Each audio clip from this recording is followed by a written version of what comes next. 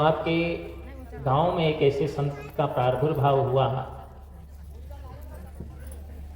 जिनको हम उपराम साहब के नाम से जानते रहे,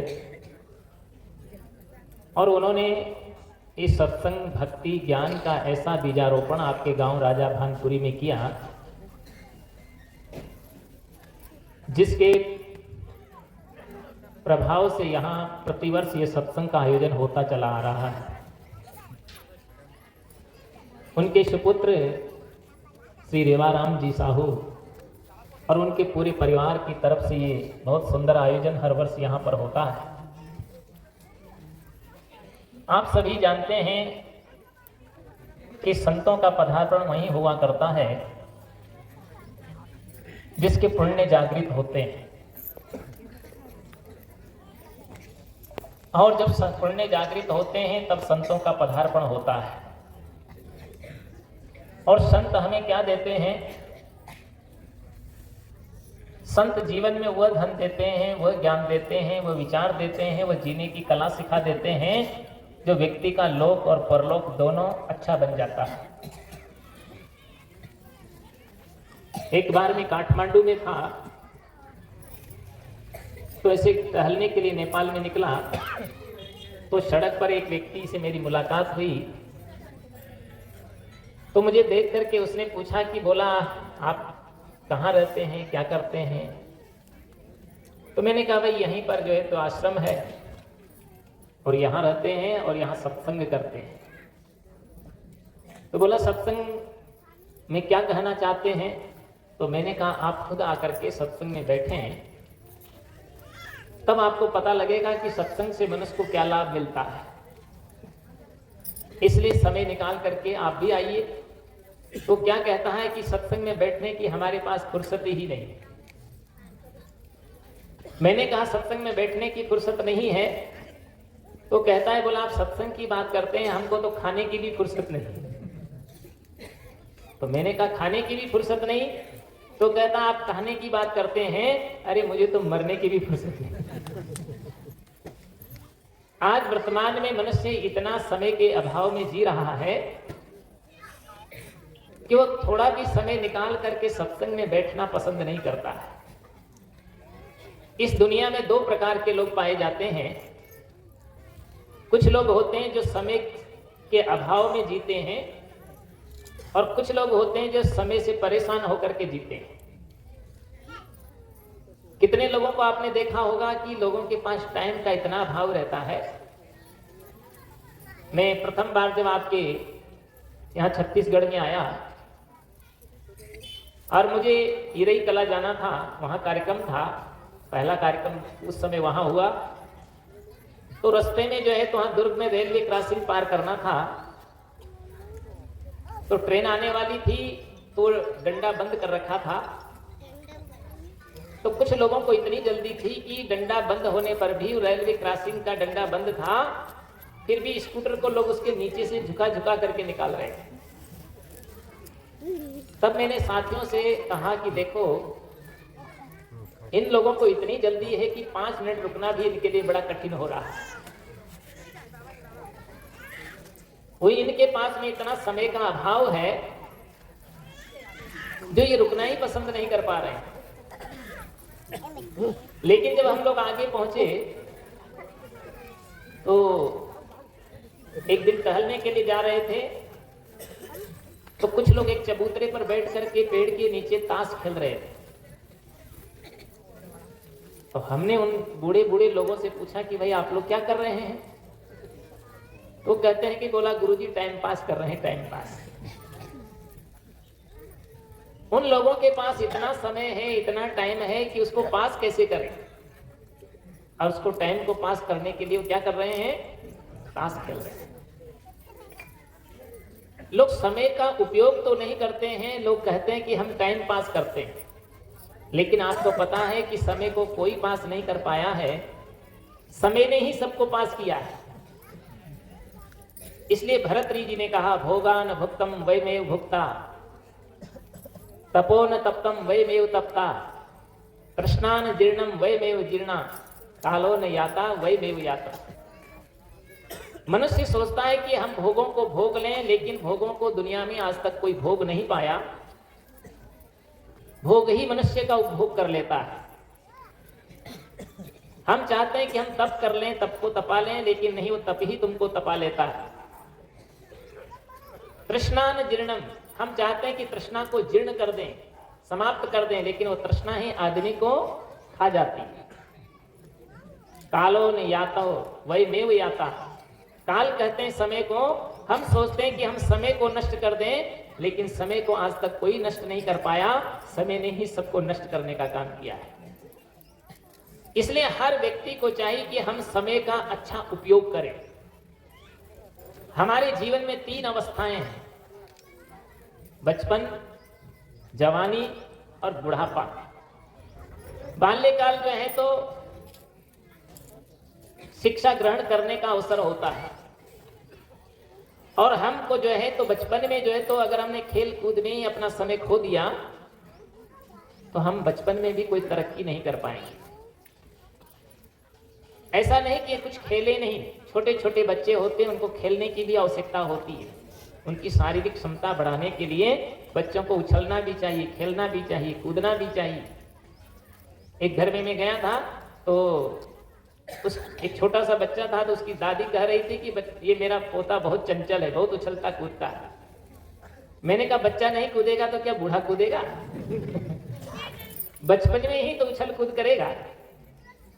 तो बचपन में जो है तो उछल कूद के साथ साथ में उसे जो है तो अपनी शिक्षा के लिए, उसको अपने विकास के लिए, उसे अपनी प्रगति के लिए, अपनी ऊंचाइयों तक पहुंचने के लिए उसको विद्या अध्ययन करने पर अच्छा ध्यान देना चाहिए।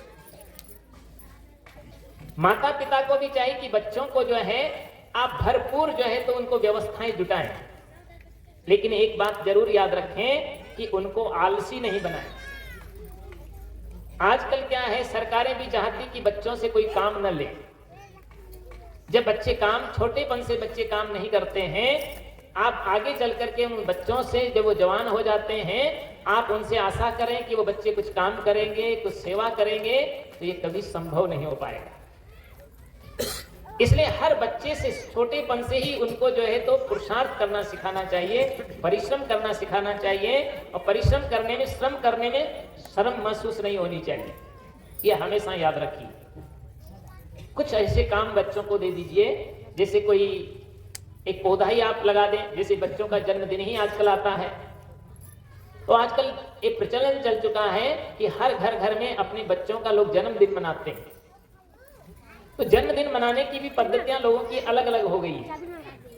केक लाते हैं, छुरी पकड़ाते हैं बच्चे को, है ना, और उसको जो है तो तमाम सारी मोमबत्तियां जलाते हैं, और उस केक को कटवाते हैं, और केक काटने के बाद उस मोमबत्तियों को भी फूंक दे देते हैं, बुझा देते हैं। और वो कितना केक काटने के बाद उस केक को क्या करते हैं, उसकी दाढ़ी में लगाते हैं, गाल में लगाते हैं। अरे मुंह में खिलाओ तो बात समझ में आती है, लेकिन उसका पूरा बंदर बना देते हैं, बच्चे को झूठा कर देते हैं। पहली बात तो ये याद रखिए कि हमारी संस्कृति नहीं है, ये हमारी सभ्यता नहीं है, ये हमारे संस्कार नहीं है। ये पाश्चात्य संस्कृति को हमने बहुत रुचि से जो है तो अपनाने की कोशिश किया है। और बच्चे तो क्या करते हैं, एक दूसरे की नकल करते हैं। जब वो देखते हैं तो वो भी वैसा ही कराना चाहते हैं। लेकिन याद रखिए कि बचपन से ही आप बच्चों में ऐसी सीख दे दें, ऐसे संस्कार डाल दें कि जब भी बच्चे का कहीं जन्मदिन आता है तो ऐसा कृत्य नहीं करके उस बच्चे से कोई, आप उसके नाम पर एक अच्छा पौधा लगवा दें। कोई गरीब है, कोई अभाव ग्रसित है, कोई अशिक्षित बच्चे हैं, तो उससे कुछ उसकी मदद कराने का काम करें। उससे जो है तो कुछ पुण्य का काम कराएं बच्चे से, तो बच्चे के दिल में भी उदारता आएगी, सेवा की भावना जगेगी। और जब सेवा की भावना जगेगी तो बच्चा जो है तो दूसरों की भलाई का काम करना सीख जाएगा। तो वह दूसरों की जब भलाई करेगा तो उसके साथ साथ फिर आपकी भी सेवा करेगा। अगर बचपन से ही उसको संस्कार नहीं मिल पाए तो आगे चल करके वो बच्चे फिर आपकी सेवा नहीं कर पाएंगे। एक जगह देखा मैंने, एक छोटा सा बच्चा था, वो अपनी माँ की गोद में बैठा था। एक थोड़ा सा बड़ा था, वो भी आकर के उसकी माँ की गोद में बैठता है। दोनों बच्चे, एक पैर पर छोटा बैठा था, तब तक दूसरा भी आकर के बैठ गया। तो छोटा क्या कहता है कि नहीं नहीं मम्मी तेरी नहीं, मम्मी तो मेरी है। तो बड़ा कहता है कि नहीं तेरी नहीं मेरी है। और बच्चे दोनों आपस में लड़ने लगे। वो कहता है मम्मी मेरी है, मम्मी मेरी है। लेकिन वही बच्चे जब 15, 20, 25 साल के हो गए और जब उनकी शादी हुई और जब घर में बहुएं आ गई, अब उस मम्मी को कोई रखने के लिए तैयार नहीं। अब वो क्या कहते हैं, वही बच्चा कहता है कि मम्मी मेरी नहीं, मम्मी तो तेरी है। तो दूसरा कहता है कि नहीं नहीं मम्मी मेरी नहीं, मम्मी तो तेरी है। एक दिन वही बच्चे उस माँ के लिए लड़ रहे होते थे कि माँ मेरी है, माँ मेरी है, और आज वही कहते हैं कि माँ मेरी नहीं, माँ तो तेरी है। क्यों? उसके अंदर जो है तो सेवा की भावना के संस्कार ही नहीं आ पाए। जिंदगी में याद रखिए कि हम बचपन से बच्चों के अंदर में सेवा की भावना सिखाएं, उनको अच्छे संस्कार दें, अच्छी प्रेरणा दें, और उनके द्वारा जो है तो मान लीजिए छोटा बच्चा है, जन्मदिन मनाएं तो उसमें फूल का पौधा ही आप लगवा दें और उस बच्चे को जिम्मेदारी सौंप दें कि इसमें बेटा इसमें पानी डाला कर। अब बच्चा जैसे जैसे बड़ा होगा वो सेवा करेगा तो उस पौधे के अंदर फूल खिलेंगे। तो जब फूल खिलेंगे तो बच्चे का दिल भी खिलेगा, उससे सौरभ मिलेगी, तो उसको भी भलाई करने का ज्ञान आएगा और उसकी जिज्ञासा बढ़ेगी। धीरे धीरे वो पुण्यशाली बन जाएगा। देश को भी अच्छा बनाने की प्रेरणा जो है तो छोटे छोटे बच्चों को स्कूल से प्रारंभ करनी चाहिए। आजकल बच्चों को जो है स्कूलों में जो तो राष्ट्रभक्ति नहीं सिखाई जाती, पितृभक्ति नहीं सिखाई जाती, मातृभक्ति नहीं सिखाई जाती है।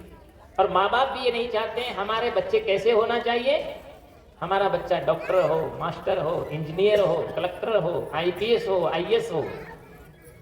इसके अलावा बच्चों को कुछ नहीं सिखाना चाहते, केवल बच्चा पैसा कमाने की फैक्ट्री हो। लेकिन आप ये समझ लीजिए कि दुनिया में पैसा ही सब कुछ नहीं होता। बड़े बड़े अमीरों को मैं अच्छी तरह से जानता हूं कि उनको आज भी वर्तमान में घुटनों में दाढ़ी लगा करके रोते हुए देखा जाता है। क्यों ऐसा होता है? क्योंकि वो उनको संस्कार सही नहीं दे पाते। इसलिए बच्चों में अच्छे संस्कार आना चाहिए। श्री राम का ही जीवन आप देख लीजिए, बचपन से ही उनमें ऐसे संस्कार आ गए। क्यों आ गए? क्योंकि बचपन से उनके यहाँ पर जो है तो गुरु संतों का पदार्पण होता रहा और उन्हीं के संस्कारों का प्रताप ये रहा कि उनके अंदर में पितृभक्ति रही, मातृभक्ति रही, गुरु भक्ति के प्रति उनका भाव निरंतर रहा और संतों के प्रति उनकी जो है तो समर्पण भावना रही। तो जीवन में याद रखिए कि आप पहले से बच्चों को अच्छी सीख और अच्छे संस्कार दीजिए। एक बार किसी पिता ने अपने बच्चे से कहा, उसका जब जन्मदिन आया और जन्मदिन आया तो उसने अपने बेटे से कहा कि बेटा कल तुम्हारा जन्मदिन है, तो जितने भी तुम्हारे दोस्त हैं, जितने भी तुम्हारे मिलने वाले हैं, जितने भी तुमसे जो लोग प्रेम करते हैं या जितने भी तुम्हारे सगे संबंधी हैं, उन सबको आमंत्रित करो। कल उत्साह के साथ तुम्हारा जन्मदिन मनाया जाएगा। बच्चा भी बड़ा खुश हो गया। ये जो है तो तैयारी की उसके पिता ने, माता ने अच्छी तैयारी की। जब तैयारी अच्छी की और बच्चे ने भी जो है तो फोन किया, तो कम से कम उसने सैकड़ों लोगों को जो है तो फोन करके सूचना दे दी उसने। पिता ने पूछा कि जो है तो बेटा तुमने सूचना दे दिया? जितने भी आप तुम्हारे प्रेमी हैं, मित्र हैं, अर्थात रिश्तेदार लोग हैं, सबको सूचना कर देना। तो उसने कहा पिताश्री हमने सबको सूचना कर दिया। संजोग ऐसा हुआ जब पूरी तैयारी हो गई और जब तैयारी कंप्लीट हुई तो देखा वहां जो है तो दूसरे दिन जो है तो सिर्फ 8-10 लोग आए उसके निमंत्रण में। तैयारी तो बड़ी थी लेकिन लोग आए कम। जब कम लोग आए तो उसके पिता ने पूछा क्या तुमने सूचना नहीं दिया था? तो उसने कहा पिताश्री मैंने सूचना तो सबको दी थी। तो बोला लोग कैसे नहीं आए?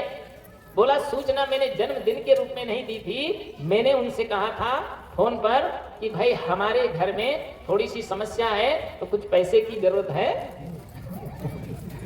अभी हमारा परिवार संकट से गुजर रहा है, तो आप में से कोई कुछ मदद करें तो कुछ पैसे लेकर के आए ताकि हमारी मदद हो सके। तो बोला इतने ही लोगों को किया था? बोला मैंने सैकड़ों लोगों को, जो खास खास लोग थे उन सबको सूचना दिया था, मित्रों को भी और रिश्तेदारों को भी। तो जो 8-10 लोग आए थे, तो उन्होंने कहा कि चिंता करने की आवश्यकता नहीं, तुमको कितना चाहिए, क्या सहयोग चाहिए, क्या सेवा चाहिए, क्या मदद चाहिए, हम तुम्हारी मदद के लिए तैयार हैं। तब उसको पता चला कि वास्तविक में असली सहयोगी, असली मित्र, असली रिश्तेदार तो यही हमारे हैं। और वास्तविकता भी यही होती है कि जीवन में सच्चे मित्र भी वही होते हैं, सहयोगी भी वही होते हैं, रिश्तेदारी भी वही होती है कि व्यक्ति की विपत्ति में भी उसका सहयोग और उसका साथ देवे। और जो साथ नहीं देता तो काहे का रिश्तेदार हो सकता है। तो जिंदगी में याद रखिए कि व्यक्ति को अपने जीवन में वास्तविकता की परीक्षण भी होना चाहिए, परीक्षा भी होनी चाहिए। संसार के जितने भी नाते हैं, जितने भी रिश्ते हैं, तो संत लोग कहते हैं सब झूठे हैं। लेकिन आपको पता है कि जब तक जीवन है तब तक वो सच लगता है। इसलिए कबीर साहब ने कहा है कहूं तो है नहीं, ना ही कहा ना जाए, हाँ ना ही के बीच में साहिब रहा समाए।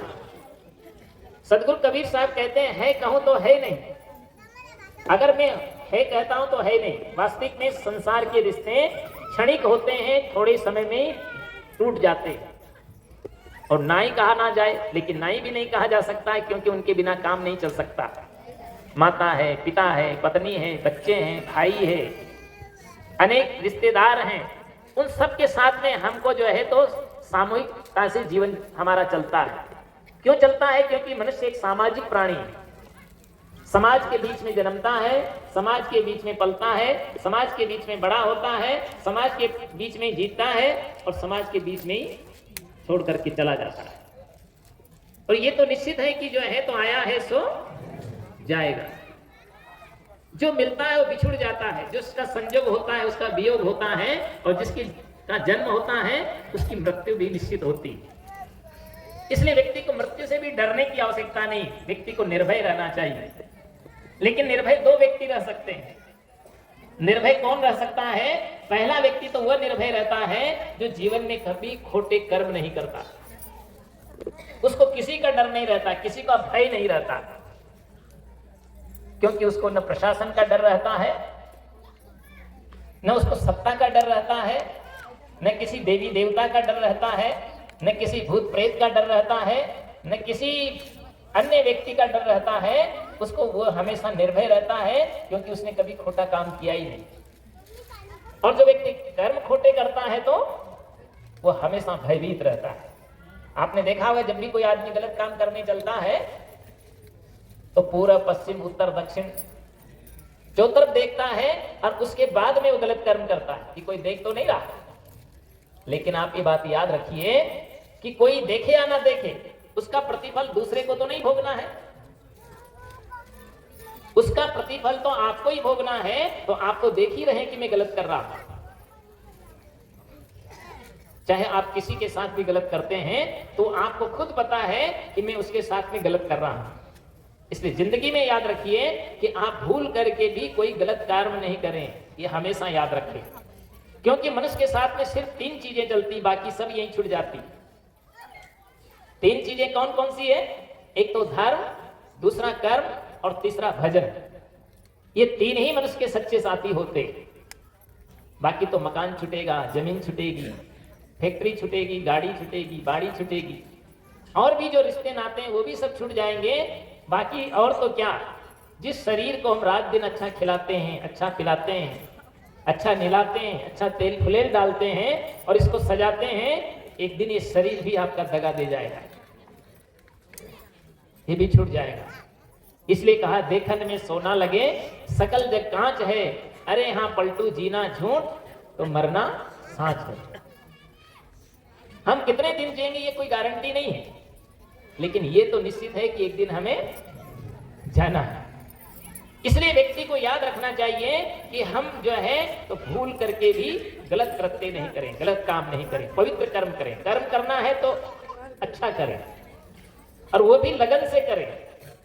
अगर आप अपनी तरक्की चाहते हैं, आप अपनी उन्नति चाहते हैं, आप अपना जो है तो विकास चाहते हैं, तो उसके लिए आपको लगन से काम करना पड़ेगा, लगन से पुरुषार्थ करने की जरूरत है। आलसी न बने, प्रमादी नहीं बने। जो व्यक्ति आलसी होता है, प्रमादी होता है, ढीला ढाला होता है, लापरवाह होता है, वो किसी भी दिशा में अपनी उन्नति नहीं कर पाता। चाहे वो किसान है, चाहे वो व्यापारी है, चाहे वो विद्यार्थी है, या वो कोई गृहस्थ है या कोई विरक्त है। जो मेहनत नहीं करता है वो कभी तरक्की नहीं कर पाता है, और जो पुरुषार्थ करता है उसकी उन्नति को कोई नहीं रोक पाता है। क्यों? क्योंकि मनुष्य अपने भाग्य का स्वयं निर्माता है। हम अपने भाग्य का स्वयं निर्माण करते हैं। अब जैसा आप निर्माण करना चाहें वो आपके ऊपर निर्भर करता है। इसलिए पुरुषार्थी बनो। सदगुरु कबीर साहब के पास में एक आया और उसने कहा कि गुरुदेव मुझे आशीर्वाद दीजिए ताकि मैं धनवान बन जाऊं। कबीर साहब ने कहा भाई मेरे जो है तो हाथ ऊंचा करने से कोई धनवान नहीं होता। आजकल कितने बाबा लोग होते हैं ना, तो उनके पास जाओ तो जो है तो तुम जो चाहो मिल जाता है। लेकिन ये सब झूठी बातें। आजकल कोई पर्ची निकाल रहा है, कोई जो है तो उस पर जो है तो पानी चढ़ा दो, शहद लगा दो, उससे तुम्हारे काम सिद्ध हो जाएंगे। ये सब झूठे झांसे दिए जा रहे हैं। इनसे कोई काम होने वाला नहीं है। आपको सफलता जब ही मिलेगी जब आप स्वयं मेहनत करें। कबीर साहब ने कहा कि भाई अगर तुम धनवान होना चाहते हो तो मैं तुम्हें एक उपाय बता देता हूं। तो उन्होंने कहा कि धन धंधे से बढ़त है, ज्यों पंखे से पवन, और दास कबीरा यूं कहे बैठा देगा कौन। अगर तुम अपनी तरक्की चाहते हो, उन्नति चाहते हो, तो तुम्हें पुरुषार्थ करने की आवश्यकता है, मेहनत करने की आवश्यकता है। और आप सभी जानते हैं कि जो मेहनत करता है उसके लिए दुनिया में कोई कार्य कठिन नहीं होता। मैं तो लोगों को बारंबार कहता रहता हूं कि मनुष्य में इतनी ताकत है, इतनी शक्ति है। जैसे हनुमान चालीसा में लिखा ना कि आपन तेज समारो आपे और तीनों लोग। अगर तुम अपने तेज को, अपनी शक्ति को, अपने आत्मबल को पहचान लो तो दुनिया में तुम्हारे लिए कोई कार्य कठिन नहीं। मनुष्य लकड़ी को छू देता है तो फर्नीचर तैयार कर देता है, लोहे को छू देता है तो ट्रेन बनाकर चला देता है, इस्पात को छू देता है तो प्लेन बना के उड़ा देता है, और एक अनगढ़ पत्थर को छू दे तो हनुमान बना के पूजा देता है, भगवान बना के भी पूजा देता है। लेकिन अगर मनुष्य की नियत बदल जाए तो वो बेच करके भी सफा कर जाता है। तो मनुष्य अगर सुधर जाए तो ये देवों का भी महान देव है, और अगर ये बिगड़ गया तो ये शैतानों का भी शैतान हो जाता है। इसलिए मनुष्य को चाहिए कि वह जो है महान कब बन पाएगा, जब किसी महान महापुरुष के पास में जाकर के बैठेगा, किसी संत की शरण में चला जाएगा, उनके द्वारा दिशा और दीक्षा और शिक्षा प्राप्त करेगा, तो निश्चित है कि वो उसको जीवन को ऐसा तराश देंगे कि वो एक अच्छा व्यक्ति बन जाएगा। एक बार एक आदमी जा रहा था, तो कुछ लोगों की आदत होती चलते किधर है और देखते किधर है। तो चला जा रहा था, देख रहा था साइड में, नीचे देखा नहीं, तो रास्ते में एक अनगढ़ पत्थर था, उसी में उसके पैर से ठोकर लगी। जब आदमी को लग जाती है तब उसको होश आता है। तो उसको इतना जोश आया, इतना गुस्सा आया कि उस पत्थर को निकाला, और पत्थर को उठा करके इतनी जोर से उसने फेंका कि पास में एक जो है तो माली का बगीचा था, वहां जाकर के वो गिरा। तो वहां पर एक गुलाब का फूल खिल रहा था, गुलाब का पौधा था, उसके पास जाकर के पत्थर गिरता है। गुलाब ने देखा कि अरे ये पत्थर देखो आज मेरे पास में पड़ा हुआ है। पत्थर पड़ा हुआ था बेचारा। संजोग ऐसा हुआ, एक दिन गुजरा होगा कि दूसरे दिन जो है उधर से कोई एक शिल्पकार निकल रहा था, और शिल्पकार ने जब उस पत्थर को देखा तो देखा पत्थर तो अच्छा है, उसने उसको उठाया और उठा करके अपने घर ले गया।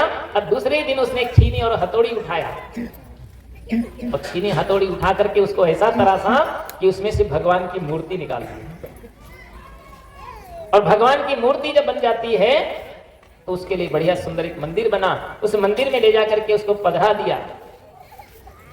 जब उसको उसमें प्राण प्रतिष्ठा कर दे, कहते हैं ना उसमें प्राण प्रतिष्ठा कर देते हैं मूर्ति में। ये विज्ञान हमारे भारत में ही है, और जगह नहीं है। जो पत्थर की मूर्ति में भी प्राण प्रतिष्ठा कर देते हैं लोग। एक आदमी तो हमको मिला था, तो वो तो कह रहा था, हमसे आकर के कहता मेरे गुरुजी इतने अच्छे हैं। तो मैंने कहा तुम्हारे सबके गुरुजी अच्छे होते हैं, क्या दिक्कत है तुमको?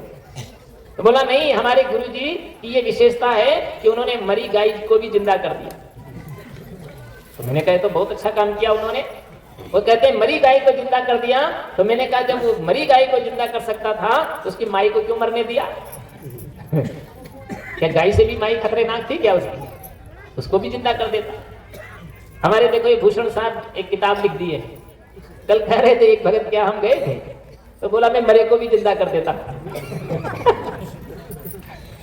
तो मैंने कहा भाई ये बातें जो है तो अनहोनी बातें, मतलब इनका मतलब था जो कोमा में चला गया उसको भी मैं ठीक कर देता। मरा नहीं होता है, मरता कुछ नहीं, ये याद रखिए। शरीर भी नहीं मरता है और चेतना भी नहीं मरती, केवल शरीर से चेतना का अलग हो जाना, उसी को हमने मृत्यु कहा है। शरीर के जो अणु परमाणु त्रिशणु है वो अखंड होते हैं, वो पंच तत्वों के चीजें हैं तो पंच तत्वों में विलीन हो जाती, और तो प्रकृति का नियम है। क्योंकि शरीर मिट्टी का है तो मिट्टी में मिलना है और उससे कोई बचा नहीं पाता। तो देखो वो जो है उसने अनगढ़ पत्थर को उठाया और उसने ले जाकर के उसमें प्राण प्रतिष्ठा करा के वहां रख दिया। लोग जो है तो मंदिर में, जो पुजारी था तो एक दिन वह दुकान से सामान लेकर के आया होगा पूजा का, तो रास्ते में वही बाड़ी पड़ती थी। अब उस बाड़ी में जो है तो जिस गुलाब के पेड़ के नीचे वो पत्थर टकराया था, जो फूल उस पत्थर को देख करके इतरा रहा था, आज उस फूल को तोड़ करके वो उस पत्थर की मूर्ति के सामने जाकर के चढ़ा देता है। तब वो फूल सोचता है कि देखो एक दिन वह था जो तुम मेरे पैरों में पड़े थे, लेकिन आज मेरा नंबर आ गया कि मुझे तुम्हारे चरणों में आकर के चढ़ जाना पड़ा। वो मूर्ति कहती है मुझे ऐसा गुरु मिल गया है, ऐसा योग्य जो है तो शिल्पकार मिल गया है, जो मुझे साध करके और तराश करके मुझे एक भगवान का रूप दे दिया। जिंदगी है हमारी भी वैसी ही, हमारा जीवन भी एक अनगढ़ पत्थर की तरह ही होता है, लेकिन जब कोई ऐसे साधक मिल जाते हैं, ऐसे कोई गुरु मिल जाते हैं, ऐसे कोई ज्ञानी मिल जाते हैं, ऐसे कोई संत मिल जाते हैं, तो हमारे जीवन को अच्छा तराश देते हैं। और उसी तराशने का प्रतिफल क्या होता है कि व्यक्ति सच्चा और अच्छा इंसान बन जाता है।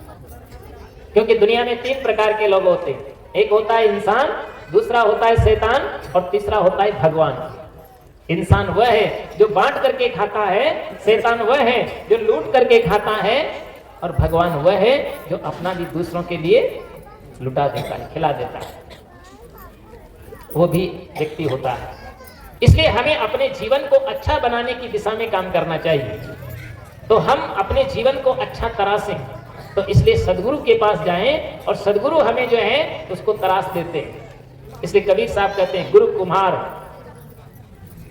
कुमार शिष्य कुंभ है, गड़ गड़ काढ़े खोट, और भीतर हाथ सहार दे और ऊपर मारे चोट। गुरु कैसे होते हैं? कुम्हार की तरह होते हैं। कबीर साहब ने अलग अलग उदाहरण दिया है गुरु के लिए। कहीं वो कहते हैं कि संत कैसे होते हैं? धोबी होते हैं, मैल मानस का धोते हैं। कहीं वो सकली घर का जो उदाहरण देते हैं, जो जन्म जन्म का मोर्चा पल में डारे धोए। लेकिन यहां पर वो कहते हैं गुरु कुम्हार की तरह होते हैं और साधक जो है मिट्टी की तरह होता है, कुंभ की तरह होता है, मट्टी की तरह होता है। वो उसको ऐसा तराश देते हैं कि वो अच्छी अच्छी सुंदरियों के सिर पर बैठ करके चलता है।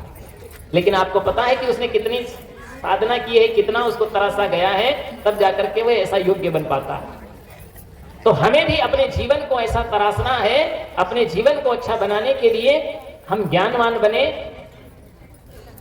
विवेकवान बने। ज्ञान हो, कितने लोग ज्ञानी तो हैं, लेकिन वह जो है तो वाचिक ज्ञानी होते हैं, उस ज्ञान को अपने जीवन में प्रयोग नहीं करते। बड़े बड़े लोगों को मैंने देखा, कथाकारों को देखा, बड़े बड़े रामायण का पाठ करने वालों को भी देखा, बड़े बड़े जो है तो संगीतकारों को भी देखा। लोग जो है अच्छी कथा कर लेते हैं, अच्छा वक्तव्य दे देते हैं, अच्छे रामायण पाठी हो गए हैं, दूसरों को ज्ञान सुना देते हैं, लेकिन उनके आचरण ठीक नहीं होते। कोई बीड़ी फूंक रहा है, कोई गुटखा खा रहा है, कोई जर्दा रगड़ रहा है, कोई शराब ही पी पी करके पाठ कर रहा है। तो क्या हुआ उसका? केवल कहने से, वाचिक ज्ञान से उसका काम नहीं चलेगा। इसीलिए तो कहा गया कथनी करनी भेद जहां, कथनी करनी भेद जहां, और धर्म नहीं पाखंड वहां। वो पाखंडी है, क्योंकि उसको अपने जीवन में अनुसरण नहीं कर पाता है। चाहे आपको ज्ञान थोड़ा हो, कोई दिक्कत नहीं। आप दूसरे को ज्ञान सुना पाते हैं कि नहीं सुना पाते हैं, उससे कोई प्रॉब्लम नहीं। आप दूसरे को जो है तो सही दिशा दिखा सकते हैं कि नहीं दिखा सकते हैं, कोई समस्या नहीं। लेकिन हम अपने जीवन को कैसा बना पाए, कैसा तराशा है अपन ने, अगर हमने अपने जीवन को नहीं बदला तो हमने समझो कुछ नहीं किया। वो तो उसके लिए कबीर साहब ने कहा ज्ञान कैसा है, वो गधे के जैसे कोई गधा हो और उस गधे के ऊपर चंदन का बोझा लाद दिया जाए। जस खर चंदन लादेव भारा और परमिल बास न जान गंवारा। जैसे गधा होता है और गधे के ऊपर आपने चंदन का बोझा लाद दिया, लेकिन उस गधे को पता नहीं कि ये चंदन है, सुगंध वाला है, उसको सुगंध से कोई लेना देना नहीं। केवल उसका तो काम है केवल वो जो बोझा ढोना। ऐसे ही लोग जो है तो वेद, शास्त्र, पुराण, उपनिषद, गीता, भागवत, रामायण, इसका बोझा तो अपनी खोपड़ी में लाद लेते हैं, मस्तिष्क में लाद लेते हैं, लेकिन उसका एक थोड़ा भी अनुसरण नहीं कर पाते। तो अनुसरण नहीं करोगे तब तक तुमको सफलता नहीं मिलेगी।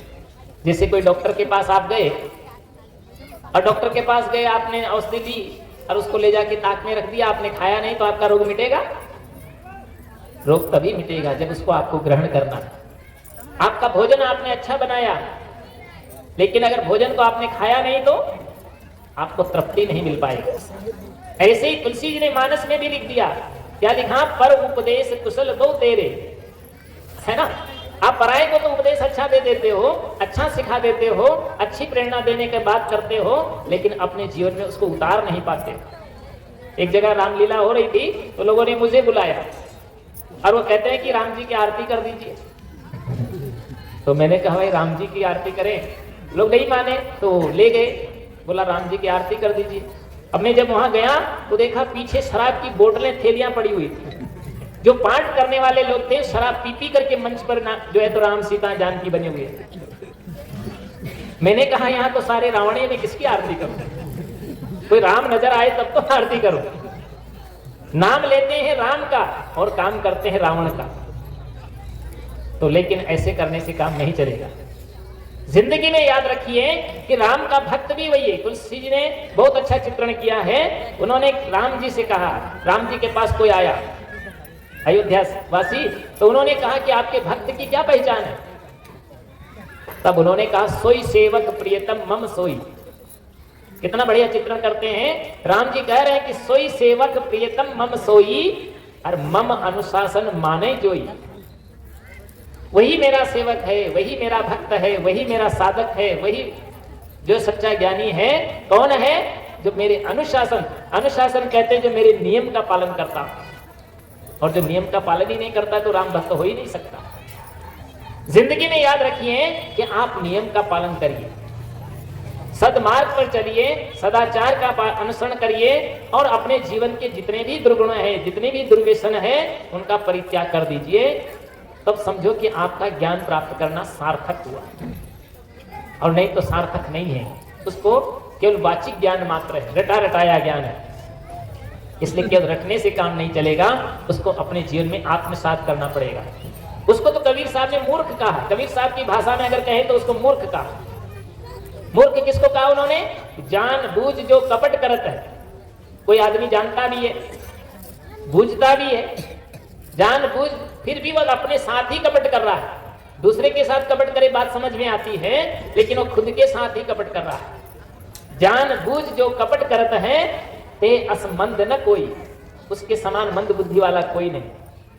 वो तो नहीं जानता है तो बात समझ में आती है। जैसे कोई बच्चा है और उसको हानि लाभ का ज्ञान नहीं है, वो कर रहा है तो उसको समझाने से हो सकता है बच्चा समझ जाएगा। लेकिन जो आदमी जानता भी है, बूझता भी है, समझता भी है, अब फिर भी वही काम कर रहा है। जानबूझ जो कपट करता है ते असमंद न कोई, और कहें कबीर ते मूढ़ का भला कौन विधि हो। उस मूर्ख का दुनिया में कभी भला नहीं हो सकता। इसलिए जिंदगी में याद रखिए कि आप जानते हैं और फिर भी गलत कर रहे हैं, इसका मतलब यह है कि आप अपने को टटोलिए कि हम सबसे ज्यादा मूर्ख हम ही हैं। इसलिए हमें ज्ञानवान बनना चाहिए। वैसे तो और मूर्खों का उपदेश करना भी निरर्थक है। नीतिकार ने तो लिखा है कि मुक्तस्य माला कपिकंठ मध्य मिष्टान पानम किमपि गर्द भक्षे अंधस्य दीपम बदिरस्य गीतम मूर्खस्य किम धर्म कथा प्रसंगे। उन्होंने कहा कि जैसे मणियों की माला, सुंदर मणियों की माला किसी बंदर के गले में पहना दे अगर आप बंदर के गले में एक माला पहनाएंगे तो वो क्या जानेगा उसको पहनना, वो तोड़ करके फेंक देगा, है ना। कहते हैं हनुमान जी को माला दिया था, उनके गले में माला पहनाई तो उन्होंने तोड़ तोड़ के फेंक दिया। तो बोला क्यों तोड़ के फेंक रहे हो? बोला इसमें राम ही नहीं है। अब राम ही नहीं तो माला भी किस काम की? हनुमान जी तो सबको फेंक दिया। कहने का मतलब यह है कि मणियों की माला, मोतियों की माला अगर किसी बंदर को भी आप पहना देंगे तो उसको सुरक्षित नहीं रख पाएगा, क्योंकि उसका मूल्य नहीं समझता है, तोड़ के फेंक देगा। मुक्तस्य माला कपिकंठ मध्य मिष्टान पानम किमत गर्द भक्ष्य। और किसी गधे को आप मिष्टान खिलाएं, लड्डू, पेड़ा, खीर, पूड़ी, हलवा, जो भी आप खिलाना चाहें तो उसका टेस्ट भी वो नहीं जानता है। अंधस्य दीपम, अंधे आदमी को आप जो है क्या, अंधे आदमी को आप दर्पण दिखाएं, दीपक दिखाएं, तो उसके लिए रोशनी क्या काम की? आप 1 या 10 दीपक जला दें उसके सामने तो भी उसके लिए उपयोगी नहीं। जैसे मान लीजिए कहीं अंधे ही अंधे लोग रह रहे हैं और वहां कोई दर्पण बेचने चला जाए तो कितने दर्पण बिकेगा वहां? अंधे के मोहल्ले में कौन दर्पण लेगा? कोई दर्पण लेने वाला ही नहीं मिलेगा वहां। तो अंधस्य दीपम बधिरस्य गीतम, और जो बहरा आदमी है आप उसको बढ़िया सुंदर गीत सुनाइए, भजन सुनाइए या गाना सुनाइए, वो सुनता ही नहीं, उसके लिए बेकार है। इसी प्रकार से अंधस्य दीपम बधिरस्य गीतम मूर्खस्य किम धर्म कथा प्रसंगी, जो मूर्ख व्यक्ति है उसको कथा, ज्ञान, सत्संग की बातें वो उसके लिए कोई काम की नहीं। इसलिए तुलसी जी ने तो कहा मूर्ख हृदय न चेत, क्या कहा? मूर्ख हृदय न चेत, जो गुरु मिले गिरंचिसम, फूले फले न बेच यद्यपि वर्षा बरसई जलद। मूर्ख हृदय के में कभी चेत आ ही नहीं सकता। तो उदाहरण देते हैं, कैसे नहीं आता? जैसे बेंत का एक पेड़ होता है, जिसके बेंत नहीं होते, पकड़ करके लोग चलते, उसमें आप कितना भी पानी डालें, कितनी भी बरसात हो, लेकिन न उसमें फूल खिलता है न फल आते हैं, वो सब बेकार है उसके लिए। इसलिए जिंदगी में याद रखिए, जो भी कोई ज्ञानी है, जो भी कोई समझदार है, अपने आप को पंडित समझता है या विद्वान मानता है, उसको पहले अपनी तरफ झांकना होगा और अपने जीवन को सुधारना पड़ेगा, संवारना पड़ेगा, नहीं तो उसका ज्ञान निरर्थक है। इसलिए हम ज्ञानवान बने, केवल वाचिक ज्ञानी ना बने। सच्चा विद्वान वही है, सच्चा ज्ञानी वही है जो ज्ञान को अपने जीवन में आत्मसात करता है। इसलिए हर व्यक्ति को ज्ञानवान बनना चाहिए। तो ज्ञानी बने और साथ साथ में जो है तो अपने जीवन को अच्छा बने, खुद भी अच्छा बने, अपने परिवार को भी अच्छा बनाने का काम करें। अभी एक गांव में मैं गया था, तो उसकी पत्नी रोती रोती हमारे पास में आई। मैंने कहा भाई क्यों रोती है? बोला मेरा पति बहुत शराब पीता है। मैंने कहा वो तो मैंने सुना है कि बहुत बड़ा ज्ञानी है। बोला बहुत रामायण पाठ सुनाता है वो सबको, लेकिन खुद शराब पी लेता है। मैंने कहा शराब पीता है? संजोग से वो मुझे मिल गया। मैंने कहा भाई हमने ऐसा सुना है कि तुम बहुत अच्छा रामायण सुनाते हो, कि गुरुजी जो है तो आसपास मेरे मुकाबले में कोई रामायण जानता ही नहीं है। तो मैंने कहा ये तो बहुत अच्छी बात है। तो मैंने कहा ये तो बहुत अच्छी बात है, लेकिन जो है तो तुम्हारी पत्नी जो है तो आज दुखी थी, तो तुम कोई गड़बड़ तो नहीं करते? बोला और तो नहीं करता हूँ, शराब पी लेता हूँ। दिल का साफ था बेचारा। तो मैंने कहा शराब पी लेते हो? तुम शराब तो पी रहे हो कि तुम कोई शराब पी जाएगी? उसने वो इतना अच्छा था, ईमानदार निकला। जब हमने कहा कि मैंने कहा तुम राम की बात करते हो और काम रावण का करते हो, इसलिए तुम ये काम आज से बंद कर देना। उसने उसी समय फेंक दिया, उसने छोड़ दिया। और इतनी हिम्मत जुटाई उसने और अच्छा आदमी बन गया। तो ज्ञानी आदमी को तो इशारा ही बहुत होता है, और उसने अपने जीवन को बदल दिया। इसलिए जीवन को बदलने की आवश्यकता है। इसीलिए कहा कि बदलो अपनी चाल, ये जीवन जाने वाला है, और समझो अपना हाल, ज्ञान का पी लो प्याला है। एक गीत है, आप लोग पंक्तियां गुनगुनाइए। बदलो अपनी चाल, ये जीवन जाने वाला है। बदलो अपनी चाल, जीवन जाने वाला है। समझो अपना हाल, ज्ञान का पी लो प्याला है। समझो अपना